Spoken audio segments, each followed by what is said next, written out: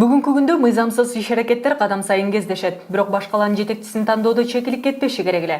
Ал сакталып калайык эл өкүлдөрү сессияда гана мэрди жабык добуш берүүнүн негизинде шайлоого тийиш.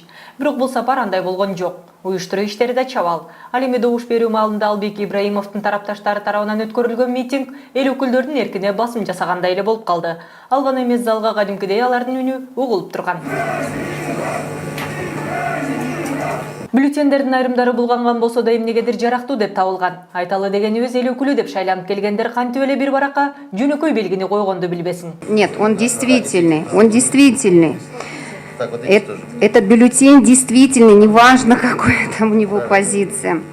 Такая же картина и в этом бюллетене. Мы тоже считаем, что галочка стоит, но так как отпечаталась паста в другом квадратике, мы считаем этот бюллетень действительным. Мындай мүчүлүштүктөргө карабастан кала башчысы шайланды деген бүтүм чыгарылган. Жыйынтыгында шаардык кеңештеги 45 депутаттын 29-у Албек Ибраимовду, ал эми 12-си Нурдин Абдылдаевди колдогон. 2 депутат баарына каршылыгын билдирген эле. Бул да жети булганган, эрежеге дал келбеген жазуулары бар бюллетендерди эске алганда. Ошентип мэрди шайлоо эрежеге ылайык өтпөгөнүн, сессия болбогонун жана башка бир катар далилдер камтылган документ, видеолор Нурдин Абдылдаев тарабынан Бош райкомго жолдонгон. Бардыгы так көрсөтүлгөн менен эмнегедир БШК таразанын ташын башка жака оодарып койгон. Да, прошу проголосовать. Кто за предложение рабочей группы проект решения? Прошу проголосовать.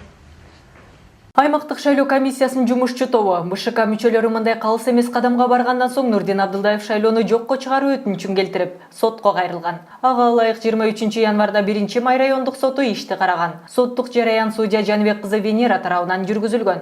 Анда доо арыз менен кайрылган тарап бюллетендер экспертизадан өткөрүлүп, ишке тиркелсин деген өтүнүч келтирген эле. Бирок сот эмнегедир кажети жок деп өтүнүчкө каршылык билдирип койгон. Мындан улам алдын ала божомол чыгарууга мүмкүн эле. Айткандай эле жыйынтыгында 1-май райондук соту мерликке талапкер Нурдин Абдылдаевдин Бош райкомдун чечимине карата көрсөтүлгөн бардык пункттар боюнча коюлган айыптоолорун четке какты. Мындай жоосунсуз жоруктарга карата Өнүгүү Прогресс фракциясынын лидери өзүнүн көз карашын ачыктады. Ал Бишкек шаарынын мэри легитимсиз экенин ишенимдүү түрдө айтат. Эгер мыйзам сакталса, эч ким каршылык билдирмеген маселе дейт ал. 29 добуш алган болсо, 7 бюллетень жараксыз деп таанысын.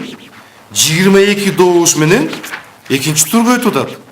22 добуш менен экинчи турга өзү жалгыз чыгып, жакшынакай шайланып, жакшынакай легитимдүү мэр болуп алсын, биз деле баарыбыз макул болот элек да. Ал эми мэрди шайлоо мыйзам бузуу менен коштолгонун көзгө сайып көрсөтүп берген далилдерге бай болсо да, Бош райком көңүл сыртында калтырып койду деген Бакыт Төрөбаев депутаттарга кандайдыр бир деңгээлде басым кысым көрсөткөн митингде да эмнегедир БШК мыйзамдуу деп тапканына нааразы. Борук шайлоо комиссиясы эмнеден коркконун мен билбейм. Ошол конвертти бюллетендерди ачып, ошол бюллетендерди көрүп, ошол бюллетенди көргөндөн кийин өздөрүнүн баасын берсе деле болмок. Жок, биз бюллетенди көрбөйбүз. Митинг легитимдүү мыйзам жүзүндө болду деп чечим чыгарып атышат. Эч кандай башка мыйзам бузууларды болгон жок деп чечим чыгарып атышат. Бош райком Бишкек шаарында эле таразачы маймылдын ролун аткарган эмес. Мындай түшүнүксүз чечимдерге айрым аймактардагы айыл өкмөт башчыларын, кала башчысын шайлоо процедураларында да колдонулуп, акылга сыйбаган кадамдар жасалган. Ал гана эмес, шайлоо процесстеринде сот, прокуратура курал катары колдонулуп жатканы белгилүү болуп калды. Мындай окуя Жалал Абад шаарында орун алган.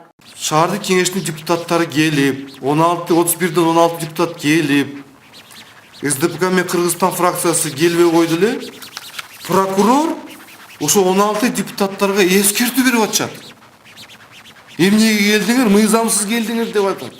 Бул эмне деген жорук? Мындан сырткары Бакыт Төрөбаев Бош райком партияларга тандалма мамиле жасалып жатканын сынгалды. Себеби окшош маселеде эле эки башка чечим кабыл алынууда дейт ал. Бишкекте биз арыз менен жазып атабыз.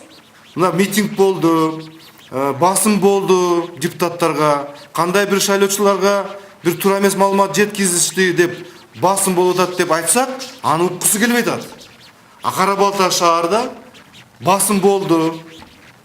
Шайлоочулардын эркин жүрүшүнө бир шарт түзүлгөн жок деп жаңы шаардын жокко чыгарып атат. Бул деген айткым келет бул жерде. Бул шайлоо кодекси эмес. бул тандоо кодекси болуп калды азыркы учурда. Эл өкүлү шайлоо кодексинен тышкары чарбалык иштерде да мыйзам бузулган жагдайларга токтолду. Анын белгилөөсүндө БШК тарабынан тендер өткөрүлбөй туруп 200 миллион сомго бир булактан урна сатып алуу фактысы туура эмес. Качан гана кезексиз шайлоолор болсо ошондо гана бир булактан сатып алуу жүргүзүлсө болот деген фракция лидери бул көрүнүштү өтө чоң мыйзам бузуу катары баалайт. Мындай жагымсыз көрүнүштөр президенттик шайлоодо да өз кедергисин тийгизет деп кооптонгон Бакыт Төрөбаев Бошайком жананын төрайымына ишенбей турганын билдирген. Андыктан ал келечектеги мамлекет башчысынын шайлоону таза жана ачык өткөрүү максатында кайрылуу жасап, жаңы саясий аянтча түзүүнү демилгеледи. 2017 жылда президенттик шайлоо боло турган алдында биз акыйкат жана таза шайлоо саясий коомдук бирикме түзүүнү сунуштайм. Таза жана акыйкат шайлоо 2017 коомдук саясий күчтөрдүн бирикмесин түзүүдөгү негизги максаттар. Шайлоо процессинин бардык баскычтарында конституция нормаларын жана шайлоо мыйзамдарын кынтыксыз так аткаруу, мамлекеттик органдардын жарандарга, массалык маалымат каражаттарына, ар кандай саясий партияларга жана ишкерликке басым жасоо боюнча болгон аракеттерге бөгөт коюу. Шайлоочулардын добушун сатып алуу аракетине бөгөт коюу. Массалык маалымат каражаттарында чындыкка дал келбеген маалыматтарды таратпоо. Бардык мыйзамдуу ыкмалар менен 2017 жылдагы президенттик шайлоодогу добуш берүүнүн жүрүшүндө мыйзам бузууларга жол бербей көзөмөлдү камсыз кылуу. Президенттик шайлоо жарыянын таза өткөрүүгө саясий күчтөрдүн башын бириктирген коомдук бирикме көпүрө болуп бере алат деген ишеним бар. Анын натыйжасы президенттик бийликти легитимдүү өткөрүп берүү болот. Самара Акылбекова, Бекжан Камзаев, Сентябрь.